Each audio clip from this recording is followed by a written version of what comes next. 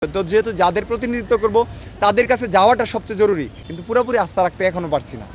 এবং কিছু মুষ্টিমেয় শক্তি সবকিছু আসলে দখল করে রেখেছিল। একটা বিশেষ মানুষদেরকে কিছু স্বার্থ দিচ্ছে বা তাদেরকে প্রায়োরিটি দিচ্ছে, এটা সবার সামনে উন্মোচিত। এই বিশ্ববিদ্যালয়ের শিক্ষার্থীরা সেই বিষয়গুলো পুরোপুরিভাবে জানে। দর্শক, দাঁড়িয়ে আছি আইয়ুবুর রহমান তৌফিকের সাথে।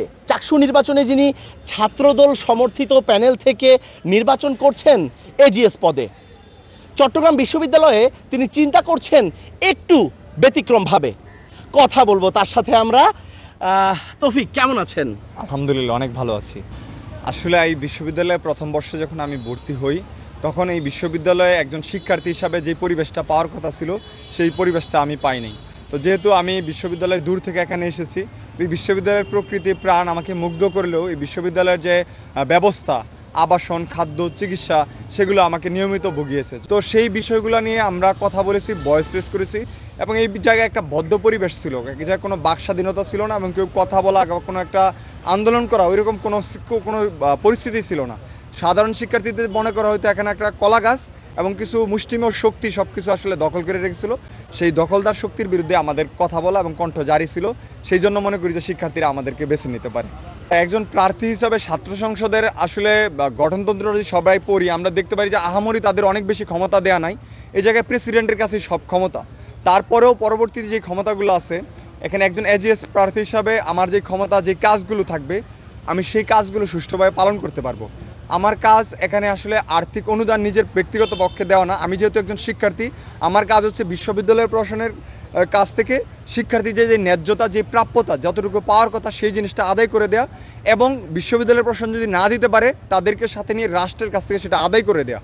মূল কথা হচ্ছে আমি শিক্ষার্থীদের কণ্ঠস্বর হয়ে বিশ্ববিদ্যালয় প্রশাসন এবং রাষ্ট্রের কাছ থেকে তাদের যে অধিকার এবং শিক্ষার্থী হিসাবে একটা বিশ্ববিদ্যালয়ের যেই জিনিসগুলো পাওয়ার কথা সেগুলো আদায় করব। এবং অতীতে এই বিশ্ববিদ্যালয়ে যখন শিক্ষার্থীদের আবাসন, শাটল ব্যবস্থাপনা, খাদ্যের মান নিম্ন, হলে মিল সিস্টেমের বৈষম্য সহ আবাসিক অনাবাসিক, শাটলে গামের গন্ধ, তো এই প্রত্যেকটা বিষয়ে আমরা কাজ করেছি, কথা বলেছি ক্যাম্পাসের। সেই জন্য মনে করি যে শিক্ষার্থীরা আমাদের উপর আস্থা রাখতে পারে। আসলে আমরা যেহেতু সহযোগী সংগঠন, আমাদের কাজ হচ্ছে ছাত্রদের নিয়ে কাজ করা। আমরা জাতীয় রাজনীতির চেয়ে আমাদের যে বিশ্ববিদ্যালয় আছে, বিশ্ববিদ্যালয়ের ছাত্র, তাদের যে স্বার্থ সংশ্লিষ্ট কাজ, এটাই হচ্ছে আমাদের মূল কাজ। আমরা একটা আদর্শে বিশ্বাসী, কিন্তু আমরা রাজনীতি করি ছাত্রদের জন্য। তাহলে ছাত্রদের কথা এবং তাদের চিন্তাকে প্রাধান্য দিয়ে আমাদের কাজ করা উচিত।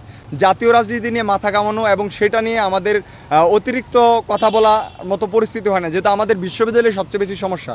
আমি চাই আগে আমার বিশ্ববিদ্যালয়ের কণ্ঠস্বর হয়ে উঠে তারপরে সেই বিষয়গুলো নিয়ে চিন্তা করবো। আমি শুধু এখন আমার বিশ্ববিদ্যালয়কে নিয়ে ভাবছি।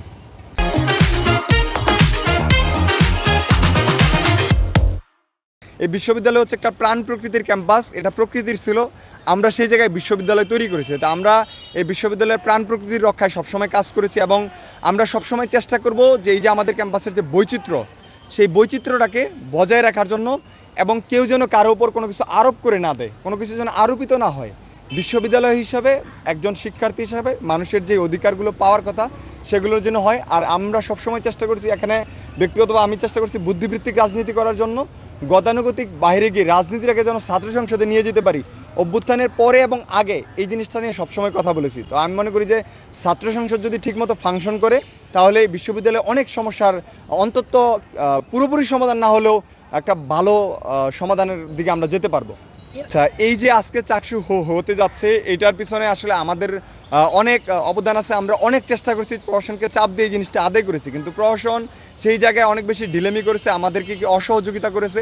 তো বিশ্ববিদ্যালয়ের প্রক্টোরিয়াল বডি সহ বিভিন্ন বিষয়ে আসলে অনেকের অভিযোগ ছিল প্রশাসনের বিরুদ্ধে, এবং তাদের যে অব্যবস্থাপনা, সঠিক সময় সঠিক কাজ করতে না পারা।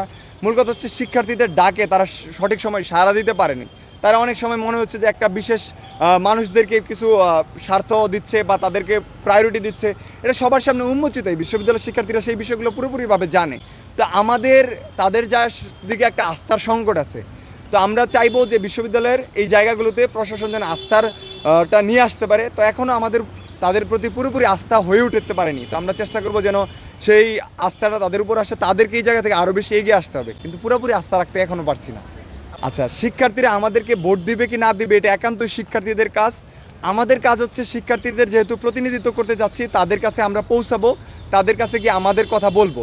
মূল কথা হচ্ছে একজন শিক্ষার্থীও যেন না বলতে পারে যে তাদের কথা আমাদের কানে পৌঁছায় নাই। তো যেহেতু যাদের প্রতিনিধিত্ব করব তাদের কাছে যাওয়াটা সবচেয়ে জরুরি।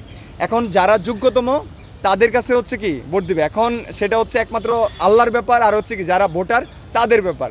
তো সেই জায়গায় আমরা আমাদের চেষ্টাটুকু করতে পারি। তো আমরা যেহেতু গণতন্ত্রে বিশ্বাসী, তো গণতান্ত্রিক পদ্ধতিতে যারা আসবে, যাদেরকে শিক্ষার্থীরা নির্বাচন করবে তারাই আসবে। সেই জায়গায় যদি আমরা শিক্ষার্থীর কাছে বেটার চয়েস হই তাহলে আমরা আসবো। আর আমরা যেহেতু একটা উদার গণতান্ত্রিক রাজনীতি করি, তো সেই জায়গায় একজন মধ্যমপন্থী সংগঠন হিসেবে আমরা মনে করি শিক্ষার্থীরা আমাদেরকে চুজ করবে।